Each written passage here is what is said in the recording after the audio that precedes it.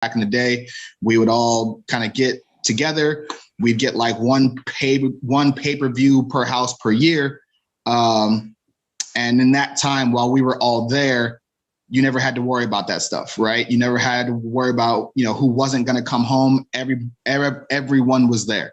So wrestling was something that not only did I love to watch, but I saw what it was able to do for my family. And I said to myself, if I'm ever able to be in the position to bring that feeling to someone else's family, that's exactly what I want to do. Fast forward, leave college, wrestling, playing football, the whole nine. And I've got choices to make, right? Like I could either try to train for the Olympics, wasn't going to do that. I could have tried out for the NFL to long snap. I could still do that, but I love what I do. And I had happened to go to an independent show, which is my very first introduction to them. There's a place in Pittsburgh called the International Wrestling Cartel. And at the time they had everybody from AJ to CM Punk to Sterling James Keenan, who's Corey Graves now. But they had a tag team from Cleveland called the Cleveland Mafia, which was Ray Rowe and J-Rock. I had known Ray from high school, saw that they were doing this. And outside of, the top places at the time, I had no idea what the independents were.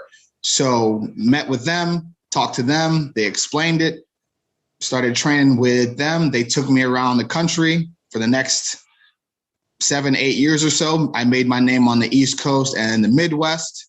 After I felt like I plateaued there, moved down to Texas to work with people like Luke Hawks and Wildcat Sports.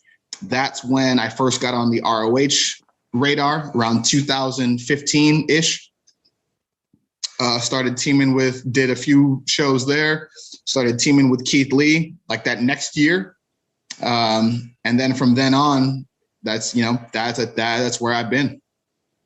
So that's an amazing story. I want to go back to you're talking about your family dynamic, a little bit different than I guess what like a normal American would be used to. You're saying right. That your dad was a drug dealer and worried about like. Oh, no. Hold on.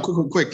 Just a small correction. He wasn't the dealer. Like he would fight the dealers to stop selling. Oh, okay. I thought you said dealer. No, he would fight the dealers. So you lived in a neighborhood where that was happening, correct? Right. Now, that's not to say my family didn't do other shit. They just didn't do that. I'm not here to judge, man. I'm not here to judge. So my question is, what I want to know, since I ask this question a lot and stuff, like what did your parents think when you said, because you said you could do the, like long snapping in the NFL and, train for the Olympics and stuff like that. When you finally said, hey, family, I want to be a professional wrestler. What was their response? They literally were like, of course you do. Like, of course you do. Absolutely. Like it wasn't even a question. And it's because it's something that's been a part of our lives forever. Like when we were growing up as kids, my dad would tell people who came over like, hey, yo, if you fall asleep, do not fall asleep on the floor because the boys will fuck you up. You know what I mean? Like you can fall asleep on the couch, they won't touch you. But if you're on the floor, they're going to get you. Like I even got kicked out of preschool for wrestling. Family bonds are super tight. Some kids were messing with my cousins. We weren't playing it. Held the kid down. I climbed up on a table. I have no idea what the teachers were doing at this time. But straight, Macho Man style, elbow from the top rope, bam, on this kid. You know what I mean? They called my dad in. They were like, oh, well, we got to kick him out. We thought for sure we were getting our asses beat. No, he was like, no, we went, got ice cream. He was like, you did exactly what you were supposed to do. You looked out for your family. That's it. So once I made the decision, like, hey, this is what I want to chase, they were just like, yeah, we saw this coming. Okay. Awesome. I wasn't expecting them to be like super supportive. That's all. You don't always hear it.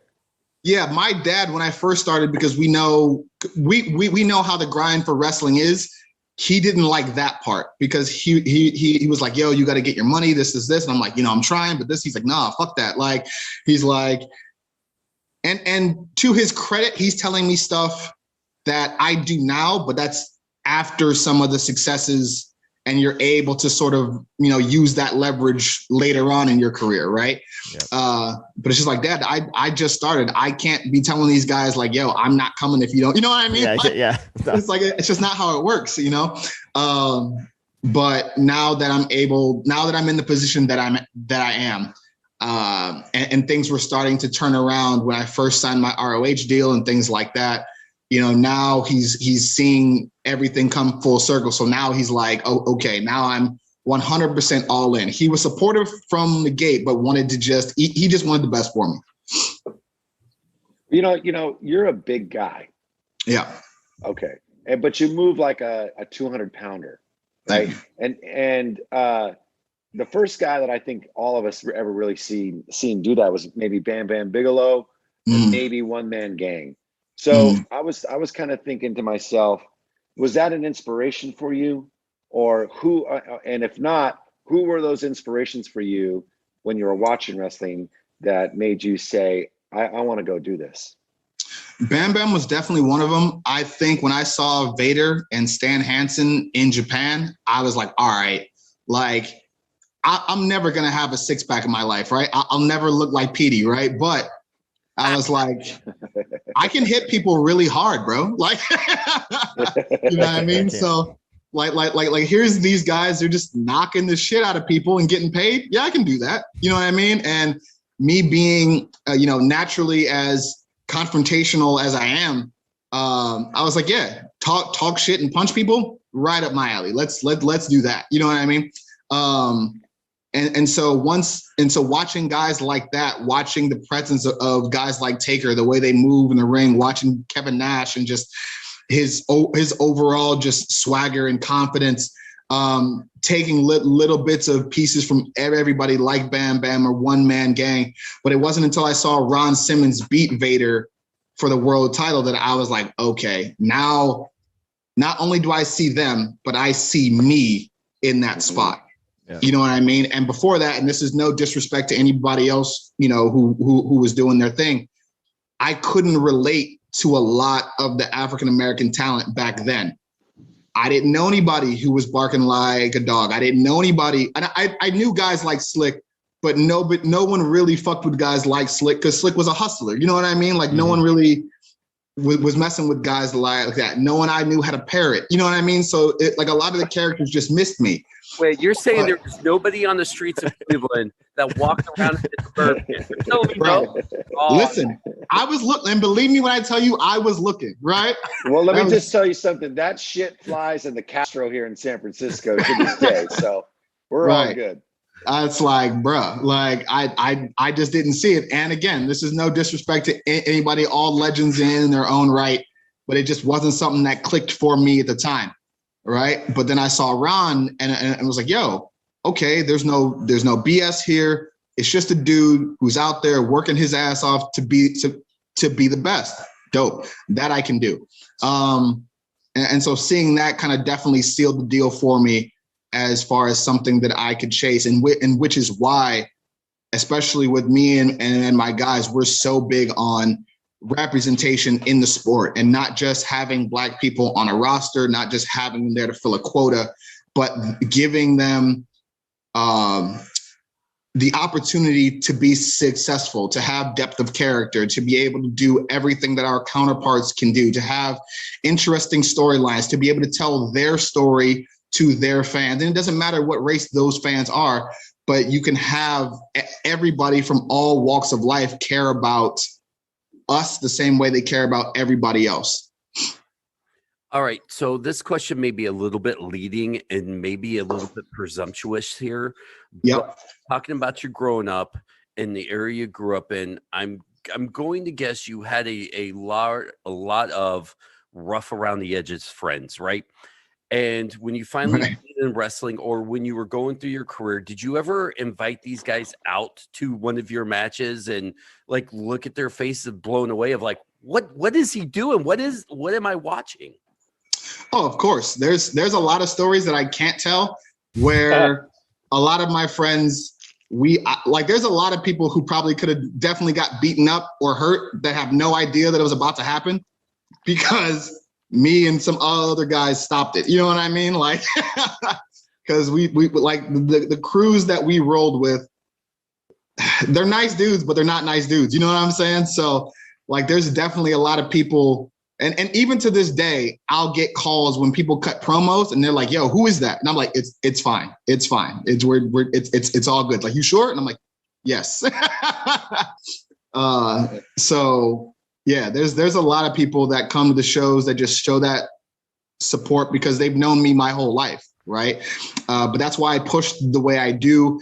That's why I go as hard as I do, because there's so many people who have not only sacrificed their dreams for me to be in this spot, but they've sacrificed their freedom. They've sacrificed, some of them, their lives for me to be here. Right. So I take this serious because for me and where I come from, it's a very serious thing.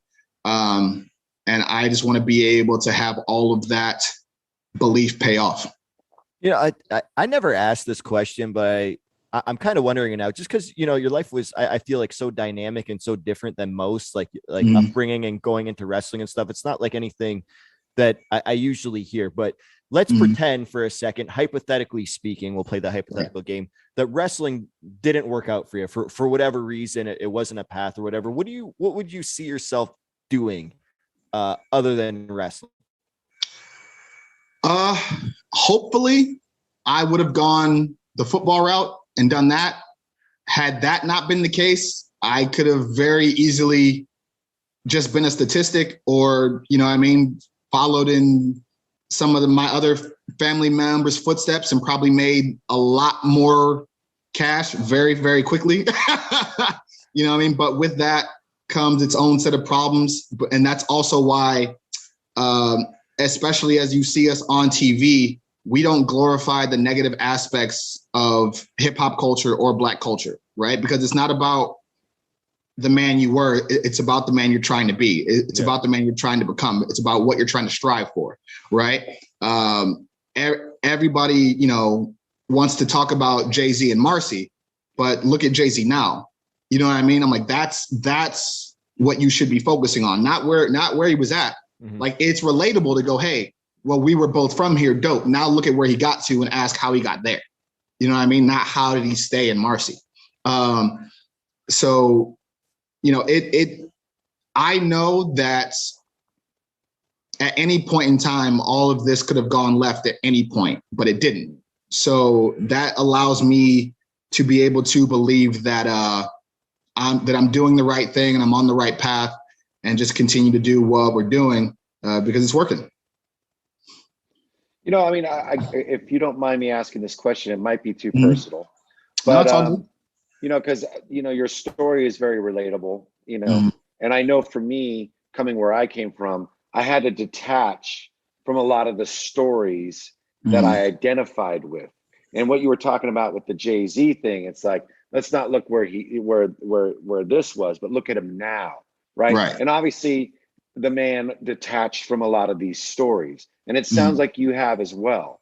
So what was important in making that connection for you? Kind of like, okay, well, my upbringing was my upbringing, and yes, I'm going to remember it because that's where I'm from. But what I'm doing now is it's not more important. It's just different, and it's just what I want to present to the world. So when was that moment for you? I think as I grew up and I just started to see how Black culture especially is presented in media and movies, TVs, commercials, shows, and it's hearing things that people would say, whether it's subtle shots like, oh, well, you don't talk Black. It's like, how the fuck am I supposed to talk, homie? Like, what do you think we all sound like? You know what I mean? Like, like, education is not intrinsically just for one group of people. Like, and just different things like that. I would talk to people, you know, that would see, for lack of a better example, the Cosby Show, right? And be like, well, that's not real Black life. How the fuck can you say that? Yes, it is. It's just as real as anybody else. Like, so once I started to see stuff like that and started to study kind of the psychology of why people think like that, the trauma that comes with that, I started seeing like, all right, in order to change some of that, even on some small level that I can, I'm going to have to present people with different options, right? If all kids see is being a hustler is the way to make cash, then that's what they're going to think their options are, because a lot of them come from places that they need to make cash fast and step up and grow up quick. You're not shown the Neil deGrasse Tysons. You're not shown outside of Black History Month, the Martin Luther Kings or the Marcus Garveys, you know what I mean? Or the Malcolm X's. Like, you have to go out and look for that stuff yourself. It's very easy to market the most destructive aspects of our culture. It takes a little more effort to show people a different thing. And that's what we're trying to do, is show people something different, show them something that they can aspire to be. Not necessarily try to be us, but just take aspects of things that we do, apply it to themselves, and be the best version of them that they can be. And it's for everyone, but especially when it comes to our fans and our communities and our families, because this is the stuff that we watched growing up, and everybody wanted to see change, not only in society, but definitely in pro wrestling. And I think you're slowly starting to see that change. And one of the things that at least the three of us and Dimitri and DMAC have been critical in wrestling in the past few years is lack of African-American champions. And now you're starting to see it come into fruition. WWE is finally getting on board. Ring of Honor has kind of been, I think, one of the leaders in the forefront with African-American champions. How, I guess when you're getting started, you see the lack of African-American champions, the lack of being pushed. How disheartening is it for you starting out and now where you are watching it finally get its comeuppance? That's a good question. Of course it's frustrating because you see the talent around you, right? You know what is possible. And it takes you welcoming that leadership role and understanding to a degree that you have to lead in a way that may not necessarily mean that you get to reap the benefits of that, if that makes any sense, right? Right. The closest thing that I can relate it to, and I can't remember the guy's name off top, but the guy who pushed for free agency in the NFL, right? He led that charge. Huh? I thought you were going to say baseball. I think it was Kurt Flood for the Cardinals. I don't remember who it was in the NFL. Right. But like, it's like he never got to do that, but now other people do. You know what I'm saying? And so now it's like, all right, when you're at a place, especially like Ring of Honor, who's been great at having some of the most diverse rosters on the planet, you're able to feel like you have the freedom there to be who you are and push those boundaries. And even with them, you know, the only person to win the world title has been Jay Lethal. And up until now, you've got guys like myself, Jonathan Gresham, Kenny King, who are all able to step into that role. I feel like it's only a matter of time before one of those happen. And we're able to give him some company on top of that mountain. But when you talk about the WWE especially, whether people like it or not, they set the tone for the entire industry, right? Everything goes as they go, right? Whether people like that or not, that's just the truth.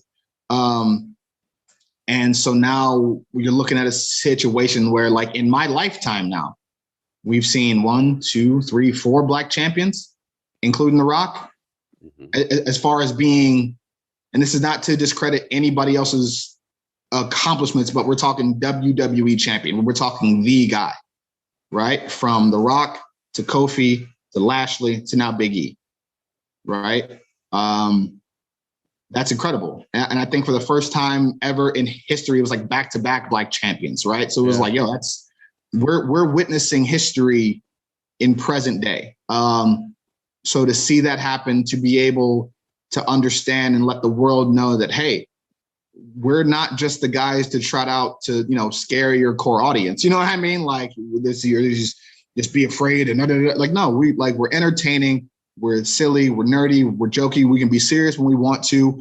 We can wear suits, the whole nine, right? Which goes back to my point about depth of character and understanding the people that you have on your roster in order to get the best possible performance out of them. That also then goes up the chain, right? It can't just be diversity in the locker room. It's got to be diversity in the marketing room, in the boardrooms, in all of in ownership, all of that. Because when you can have different people of different backgrounds, you're able to pull so much more out of your talent, right? The culture in Brooklyn is not the same as the culture in Atlanta, right? So it's not the same thing. You're going to be able to have to pull something out of that person that you can't get from anybody else. And when you're able to find those unique qualities in people, you create superstars. Yeah, and I've always loved, I mean, I had a short stint with Ring of Honor back in 2009. I've always loved working with them, like the fans. And you're right, the culture in different areas. You go to the East Coast, you go to, South, like whatever, the Midwest and all that kind of stuff. It's kind of different everywhere. Now we fast forward and, during the COVID era, you take all that away. Now you're doing empty arenas. All right. And like with your character, you're so like interactive with fans and they feed off of you and everything. So now what happens with you? Like, how was it working in empty arenas? And I guess my follow-up question with that is, I know you guys went back to live shows, Ring of Honor, but I'm watching the TV show on Fight TV and it's still empty arenas. Like, so why is it still the empty arenas as well? I think for the TV tapings, they're doing that, but a lot of that is based off of Baltimore and the state of Maryland and the commission. So like, and I think that they're just trying to make sure we keep everybody as safe as possible. And then come the end of the year, see how things are and kind of go from there. So I think they're just taking the cautious approach, which I know we all understand as performers. Yes, it's frustrating as you see other people have fans and you want that at all times, but it's safety over everything, right? At the end of the day. But for me personally, the only match that was weird without fans was the very first one when we came back, because just like you said, like what I bring and who I am as a performer, I feed off of that. Like I love hostile environments. I love one of my favorite moments ever was in the UK when it was me versus Joe Hendry for the TV title. The entire building in York Hall was "fuck you, Taylor," and I was just like, all right, I'm about to fight every single one of you motherfuckers in here, and y'all about to be mad when I beat this motherfucker. You know what I mean? Like, it was just dope, right? So that's having that gone. You then have to find that energy in yourself. But we got to work with like EC3 and the Briscoe. So they're going to bring that out of you regardless, right? So one of the things that I think helped me and the guys is we talk a lot of shit when we're in the ring that I think normally with fans, you're not able to hear. But then once you take all that away, you see that shot come, boom, damn, that hurt, didn't it? Yeah, you like that shit. And I think that is what people were like, oh, damn, yeah, I like this dude. He talking shit, you know what I mean? Hitting these dudes, it's very reminiscent of that like Steve Austin feel where you just had this dude going out there busting folks' asses and talking shit. And it was just like, yeah, I like that guy. You know what I'm saying? And our attitude about the whole thing has been like, look, man, we didn't say that we were the nicest guys. We didn't say we were going to follow all the rules. We didn't say that we were bad guys. You know what I mean? What we do is what we do. You decide where you line up. If you're with us, cool. If you're not, go fuck yourself. You know what I mean?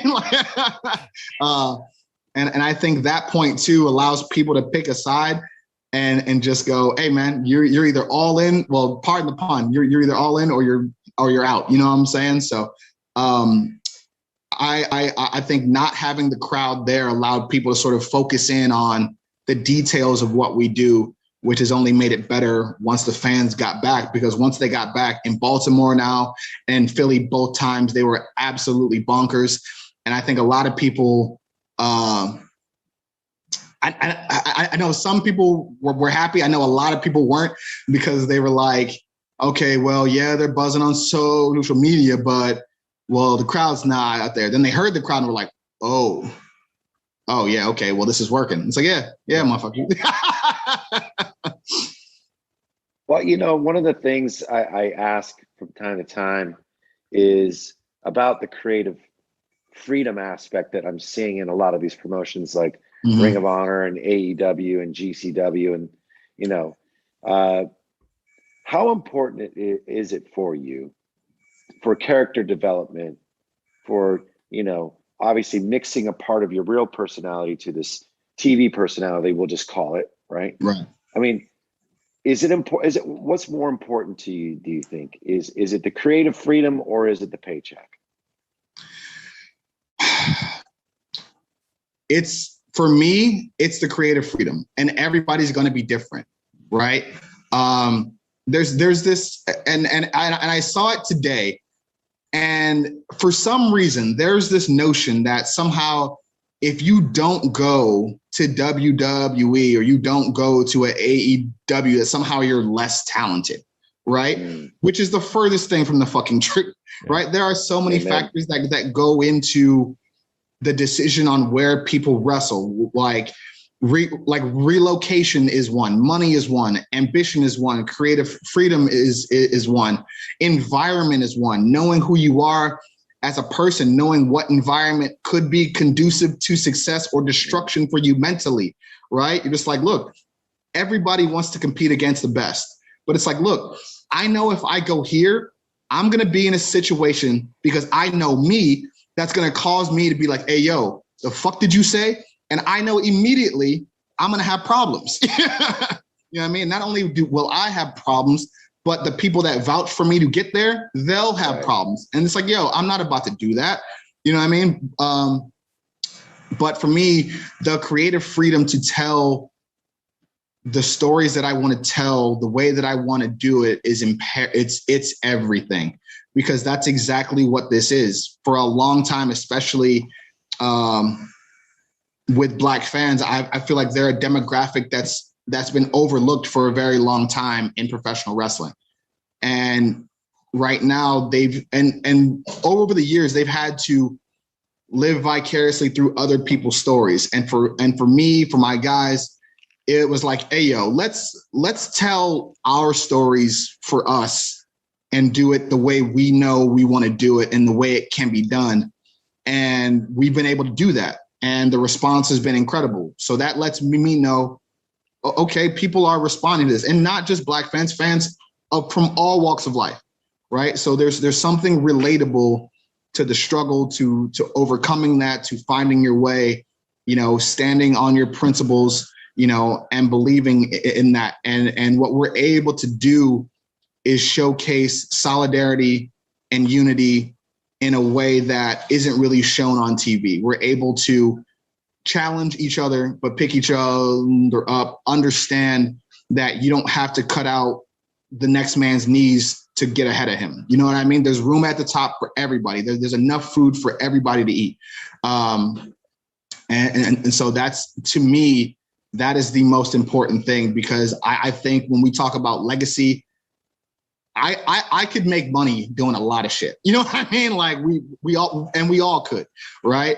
But for me, what I want at the end of the day is for not only my peers, but the staples of ROH from the beginning to be able to look at my time there and go, that guy could have ran with us. Like he did it the way we did it. He did it the way we would have done it. And I take a lot of pride in that. When I go into the locker room and, and the Briscoes give you that nod, like, hey, you're doing the shit. You know what I'm saying? Like that's what means the world to me. And being able to tell my stories the way I want to is everything. Now, this question isn't coming from Dennis, the smart, good-looking, sophisticated, Suave, talented, suave viewer. This is coming from Dennis, the Shane Taylor fan. Right. And you've had Taste of Gold, the 6-man, a television title. And as a fan, a true fan of yours, I get frustrated because I've not seen you take that next leap up.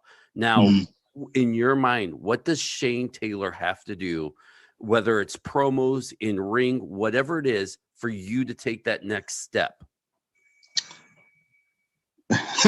That's a very funny question. And the thing about that is, as we all know in this sport, it's not necessarily what you do. It's what other people want at the time, right? And I personally feel as though I check every box. I can go out there and wrestle with the best. I can go out there and talk with the best or out-talk the best. It doesn't matter. But for me right now, especially with the 6-man titles, I was looking around and just hearing so much shit. People going, well, ROH needs to work with these people, or ROH needs to work with these people, or and I'm like, no, the fuck we don't. No, we don't. I'm not opposed to doing it if it makes sense for the company. But as I've said, historically, those partnerships have not always benefited ROH in the long run. So if we're all busting our ass to bring eyes back to this and get where we need to be, why in the hell would I want to give anybody else credit for our hard work? It makes no sense. You see what I'm saying? Because that's the first thing that's going to happen. Oh, well, y'all wouldn't be popping if it wasn't for so-and-so. It's like, all right, like, fuck that. Like, that's why the 6-man run that we're on has been so important to me, because not only did I get to be able to bring my guys with me and give them their first taste of gold and start them on their paths, but I also get to work with the rest of our roster and have them and bring them up to, the main event level, you know what I mean? And showcase their talents to the world. Cause I'm like, yo, if I need to wrestle every single person on our roster to show people that we have the best, then that's what I'll do. That's fine. But again, that comes with leadership, right? Sometimes as a leader, you don't need to be in the top spot. You don't need to have that. You don't need to have the spotlight directly on you because the things that you do help the team win. But do I want the spot? Absolutely. But in a lot of cases, man, it's not. The people know who the man is. That belt, the title, whatever you want to call it, whether it's on me or not, people know who the man in ROH is. Anybody else that has it, congratulations. But the way I see it, if you're not me, title or not, you're not the man in ROH. Awesome. So when you won the TV title, we'll go back to that. That was your first title in Ring of Honor, correct? Yes. Okay. So that day came. How far in advance did you know, when you were going to get the title? Were they like, hey, you're winning tonight? Or did storyline leading up, on this day, at War of the Worlds or whenever it was, they were like, you're winning the title. Was it planned, or were you, how did that all happen? I was told that day. How far in advance other people know, I have no idea. But I was told that day. I was kind of pulled aside, and they were like, "Hey, this is the route that we're going." And they're like, "Hey, we've noticed you've been crushing it, and we just wanted to say thank you and do your thing." And I was just like, "Oh shit." Right. And I was like, okay. And I know the history of ROH, and I know that there was the only two African-American TV champions prior to me were Jay Lethal and Kenny King. So already that's like, all right, that's an elite group of talent, right? So I was like, all right, if I'm putting my name in that group, I'm going to need to step up my game and sort of solidify that for myself and earn that. And what happened for me is the second that 3 count hit, I saw multiple reactions, right? You had people going, oh, what the fuck was that? You had people like, oh, boo. But then I looked in the back, and and it's off camera, but there was a group about 15 to 20 black fans. And when I tell you, PD, they were up on their chairs screaming. They had holding their kids up. They're crying. I knew right at that moment, it was like, yo, okay, this is bigger than just me, right? I've never met these people, but they're just they're just so starved to see someone like them that they can relate to and have them be successful and not a caricature of the culture, that it was like, people are starved for this, bro. Like, let me give them what they want. And that whole run, you know, the frustration that came from it was like, all right, cool. Now I've achieved this thing that only 2 other people have done, like myself. I don't see the same energy coming in, right? Like you bring in all these international stars to face Roddy Strong, to face Bobby Fish. You bring all these international guys in to face, you know, Osprey, and everything that they're doing is on every marquee. And it's the TV title is presented as, you know what I mean, one of, if not the most important title in the company. And then I get it, and it's crickets. Nah, son, that's not working. You know what I mean? Like, that's not gonna fly. You know what I mean? But that's why that run was so fun for me, because I took it very personal. I was like, all right, don't promote my matches then. Don't market my matches then. I'll do it myself. You have every opportunity to do so. You choose to market other companies, fantastic. They're not your damn champion. I am. So I went and was like, all right, I'm going to make sure every match I have with this title, no matter what opponent they give me, everybody leaves talking about this shit. I don't care who the main event is.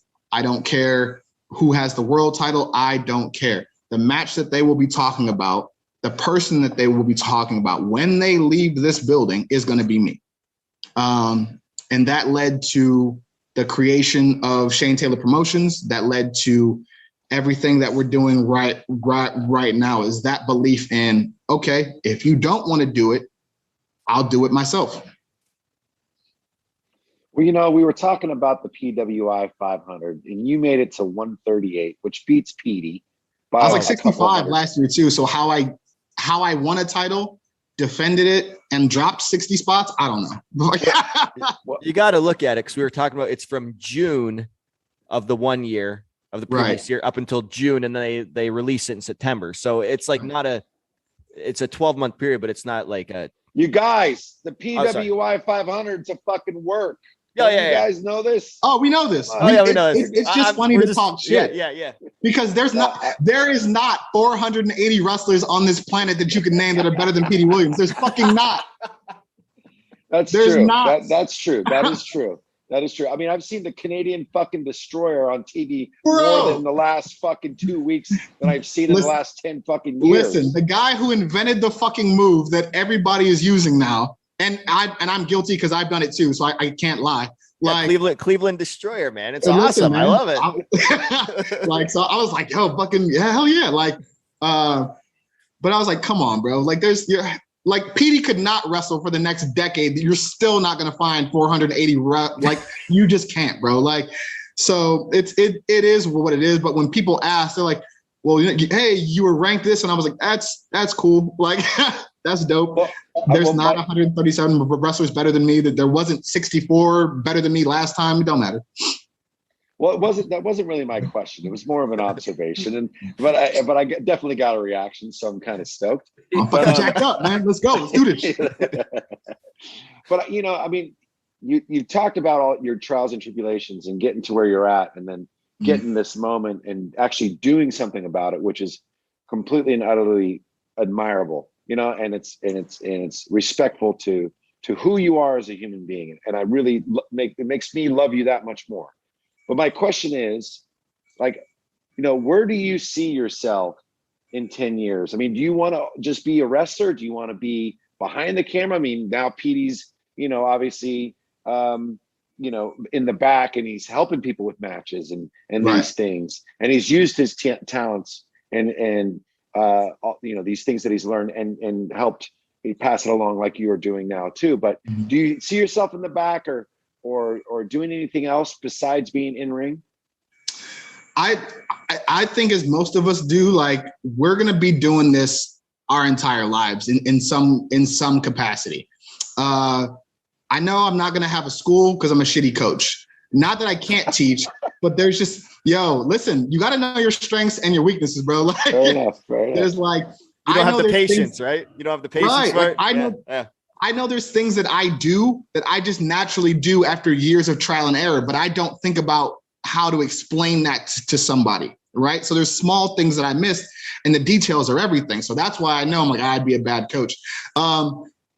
But especially for me, from the creative side, I love talking to people and coming up with ideas for a character that they see in their head and bringing that to life and bringing that to fruition, like working on people with promos to bring out every bit of what they see in them and what I see in them. So that's a very intriguing part of this business for me. And I think that when I'm done in ring, that's probably what I'm going to pursue is some sort of creative side of this, because there's just nothing better. And it's like artwork, right? To be able to see, to have this blank canvas, to have an idea of what you want to have, and being able to put it together and have it come out even better than you expected. I'm sure it's no different than music, to have something in your head and go, all right, this is the vibe that I want. And as you tinker and play and other people bring ideas, you're like, oh shit, we got something here. You know what I mean? And when you put that final product out and it hits, you're like, man, it's to people that don't understand that feeling. There's absolutely nothing I can do to describe it for you. It's the best. So I definitely think at the end of my career, whether it's, 10 years from now, 15 years from now, whatever, that's definitely going to be what I aspire to do next. I want to say a year ago, I may be off, give or take a month. You did one of my favorite promos, and it was you in a record store. Mm-hmm. And you were sifting through some records and you were cutting a promo on someone. And Kenny King. Yeah. Okay. Are you a record guy? It looked like you were like in the punk section when you were flipping through. What kind of music do you listen to? By the way, still one of my favorite promos about a year ago. Thank you. I can't take credit for that. That's actually my boy Jason Keenan from Def Breath. He does all of the video work for me outside of ROH. We did the Shane Against the Machine one where it was the buildup for me and Roosh, and I was talking about him. But that was his idea, man. Like records were like my dad's thing, and so I never really got into them, but I respect it. And with the section that we were in and the place that we were at was like, they kind of had a little bit of everything everywhere. So there really weren't like certain sections. Like there was one part, there was some punk stuff there. Then there was some like 60s stuff here. And then I turned around and there was like Ice Cube. And I was like, oh, all right, we're just all over the place. Dope. You know what I mean? Like, so it was just one of those things we wanted to talk about and give the vibe of the past and talking about how the past shapes the present and then what we're going to do in the future stemming from all of that, right? Because that's where all of our choices, that's who we are. All of us are a collection of our past, and we decide how we want to shape our present and move forward to the future. So that sort of whole vibe was encapsulated in that space. So that's all credit to Jason and his team at Def Breath. So when you do your promos, right? I just like at Ring. I know it works differently everywhere at WWE, AEW, Impact. I know how we do things at Impact and stuff. Some people are really good at talking and all they need is bullet points and they're like, hey, you got a minute and a half, go. Some other people are like, hey, tell me what to say. Like, how much say do they allow you to have when you're doing your promo to kind of tell the story? Like, are they like, no, you need to say this, or you said this wrong, or are you just like, man, that was great. Okay, that's a wrap. One take. We have damn near 100% control of the things that we say. Like, when people see me cut promos, that's me. That's nobody coaching me. That's no this.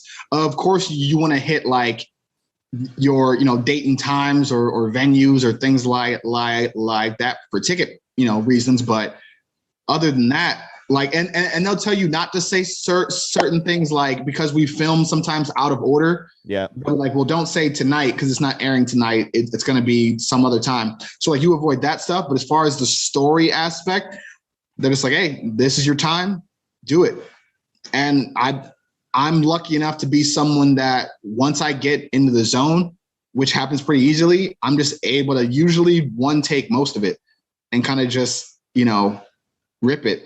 And it's funny because like outside of wrestling, I have a stutter, right? Which most people don't know, but I do. Once the red light comes on, it fucking goes away. So like,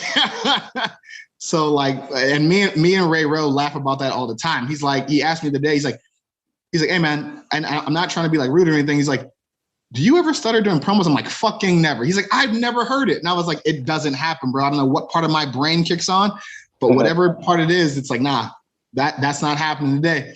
But yeah, man, it's talking has always been like the best part of my game. It's just until recently, I haven't been able to utilize it. You know what I mean? But now I am, and it's working. Well, you mentioned earlier that we obviously know a lot of the same people, and but I guess my question is, were any of those types that you're coming up with, those people that you're coming up with, was there one? Okay, scratch that. Was there one person that you can go back to and say, this guy helped me, or this woman helped me, or whatever it was, get me to where took me to another place, and really, really gave their time and their effort towards me? That's Ray Rowe all day without even a question.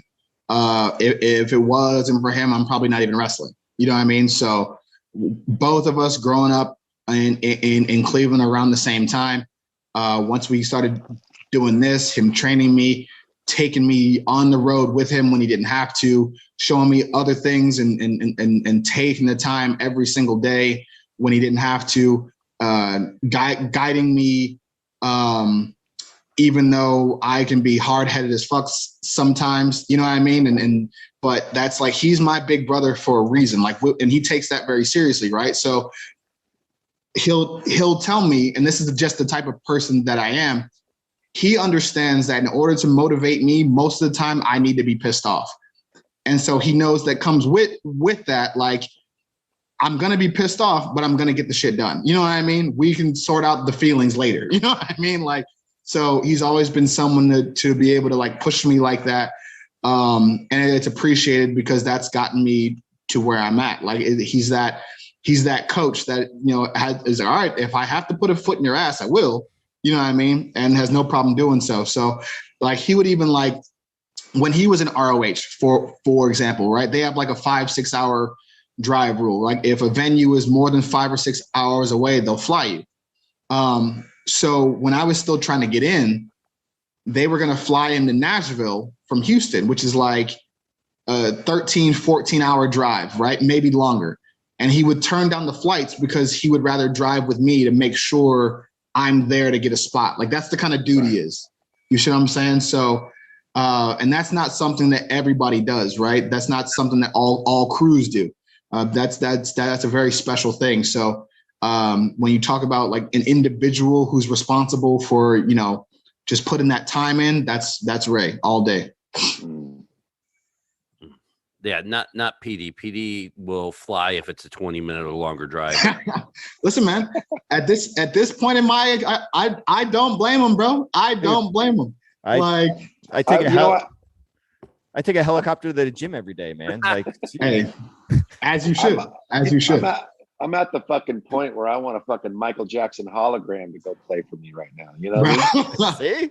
Bro, we're not far off from that shit. The first time I saw it, I was like, I don't know if I like this, bro. Like that's tough, man. That's a tough sight. Cause I saw the one with like Pac, right? And I was like, he like mentioned the name of the city, and I was like, whoa. Yeah, they're taking our jobs, man. Bro, they took our job. No, but yeah, that whole like technology is cool, but bro, it'd be wild sometimes. We have time for one more question a piece, which actually saddens me because I still have like 5 more questions. We'll just have to do it again, man. Please, because I am so loving this. And I'm actually going to lift this one from Darren McCarty, who's not here. And at the beginning of the show, when I kind of said, if people watch the mainstream shows and are not familiar with them, become familiar with you because you're phenomenal. What are a couple of your personal favorite Shane Taylor matches you think you should point people in the direction to say, hey, here's a little taste? I'll give him 3 matches. My match with Hangman Page. Yep. I will say I'll combo this. Both my singles matches with Jeff Cobb a few years ago, the one in Philly and the one in Vegas. That was my first pay-per-view singles match after like 4 years in the company or something like that. And then my match with Jay Briscoe at Final Battle from 2019 or from 2020, whichever one it was. But those probably 4 matches are like, hey, if you want to see who I am and what I'm about, check those out. Okay. Now, what about this? My last question is like, so this forbidden door, right? I know Ring of Honor hasn't really opened it. What do you think? And I'm not saying like, hey, why not? It's like, what do you think some of the pros and cons that are going to come out of this at the end of it all? I mean, some of the pros is like you get these dream matchups that fans have been wanting to see for years. And I know talent-wise, it would be absolutely dope to go out there and compete against some of the very best in the world. The problem with pro wrestling sometimes is fucking pro wrestling itself, right? And there's just so many egos, so many politics, so much bullshit behind it. And like I said, like a lot of the partnerships that ROH has had over the years, while great for the people that we're partnered with, don't necessarily benefit Ring of Honor in the long run. So it's like, what do you do, right? Like either you forge through and kind of go through the bullshit until you see the other side, or you try it and maybe repeat the same mistakes, but then you're kind of right back to where you were if it doesn't work out, which negates all the hard work we've done to push forward this far, right? So it's a very, it almost is a very catch-22 feeling, right? Because right now doing that is the popular thing. It's the hot thing. It's the trend. And you're getting a lot of these great matchups that people thought they'd never ever see, which is fantastic. But if it doesn't help your company in the long run, if it doesn't build up your stars, if once those guys leave, you don't have anybody else there to say, hey, we're now going to carry this company. What do you do? Yeah. You know what I mean? So it would be absolutely dope to be in a position where it benefits all parties involved. And if that could be figured out, I am all on board. If not, I'm cool, man. Like I'm cool doing what we're doing. And I have faith in our roster that we can just go out there and just absolutely tear it down every single night until people start to, really go, oh, hey, man, these guys over here, though. You know what I mean? Just keep crushing it. Well, I think that's one of the benefits that we are finding with this sort of, and I will call it just what it is. It's a golden age of wrestling with all the cross promotion. It's not like we haven't seen cross promotion before in America, but one of the things that I'm seeing that's a benefit is a guy like you coming on here and you're a man of your company. You know what I mean? And we've seen that, a few times on this podcast where, because I feel like 5-6 years ago, it was kind of like, well, where can I get myself to be the most paid, the most seen, right? That was kind of the attitude. Now it's kind of completely changed. It's like, well, fuck it. Eyes are on us regardless. You know what I mean? Because wrestling's just hot because it's fucking the golden age. You know what I mean? Once again, and I really believe as a wrestling fan for 40 years, it's a result of the cross interpromotional workings. So with that being said, my final question is, what's your favorite food? Fantastic. Pierogies, probably. Pierogies, shit. Really? Listen, I'm fucking Cleveland dude, bro. Shit. Have you ever eaten at Ohio Pie? Yes. That place is the shit.